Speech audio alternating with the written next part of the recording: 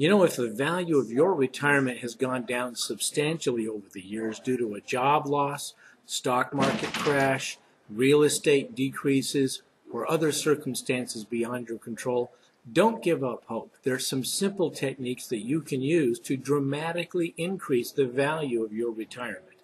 Hi, I'm Michael Potter, and in this segment, we're going to look at some simple techniques that you can use that don't require a lot of risk, just a little self-discipline.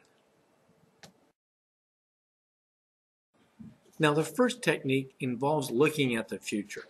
You might inherit money from your parents or from your uncle or a life insurance policy that pays off eventually and comes into your bank account. The first technique would be to don't blow that windfall. In fact, divert that windfall into your retirement account to the maximum extent you possibly can. This seems like common sense, but you'd be surprised how many people receive their parents' IRA and an inheritance, and then they spend it. They go to Cancun, they buy a new roof, they buy a new car, what have you. Divert that money into your retirement and have the self-discipline to follow through.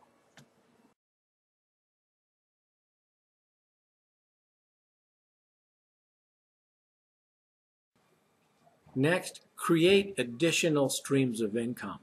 And I don't mean by working extra hours at the job you already have working for somebody else. I mean using some of your skills and talents to use your interests to increase others' knowledge while at the same time increasing your take-home pay.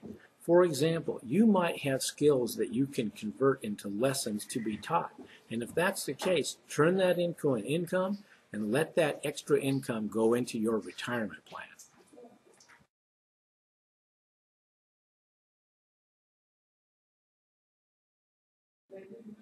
Now here's a technique you may have heard about before, but it bears repeating.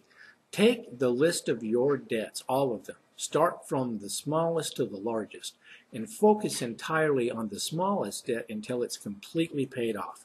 Once that's paid off, go to the next one, and so on. Then go to the next one. And as you pay off these loans, direct some of that extra income over into your retirement plan. You'll be pleased and surprised just how fast it accumulates.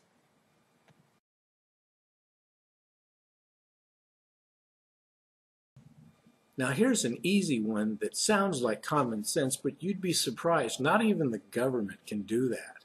And that is to cut your expenses across the board. I mean, take a nice long look at what you're spending money on. And you'd be surprised how much you can live without. And you can take cuts on things like that $10 cup of coffee that maybe you could fix at home for 50 cents. You know what I mean? There's lots of little things that people think that they need that they really don't. I often refer to that as the Starbucks effect, where they buy a very expensive cup of coffee when another one would do. Now, I'm not trying to talk down Starbucks. I like it. But you know what? There's lots of things in our lives that we can cut or reduce and move those extra savings over into our retirement.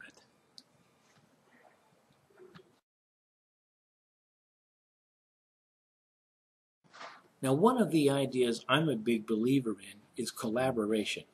Maybe you by yourself cannot invest as much as you would like to, let's say in an income property, but you could certainly team up with some other people, find 3 or 4 other investors, and joint venture on a single property that's a good neighborhood that can be fixed up without a whole lot of cost, and then turn around and rent that property, fix it up, or maybe flip it. And if you take those profits that you make from that residential redevelopment and flipping the property, then you and your partners, yeah, you could take the profits, but why not roll that back over into another property? If you do that several times, over the course of time, eventually you can either do it on your own or work with your joint venture partners to continue to increase the value. But whenever you get a chance to get some of the profits out of that collaboration, move some of that, maybe half of your profits, over into your retirement plan. You'll be surprised just how fast that can accumulate.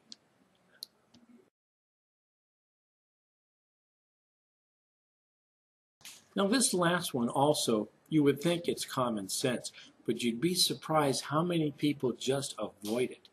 Let's say that you work for someone else and you get a pay increase due to a merit increase or an advancement in your rank or position in the company.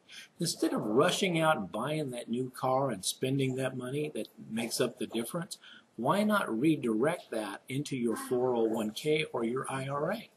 It doesn't take that much discipline. It's not that much of an increase necessarily, but the extra money going to your retirement could make a big difference.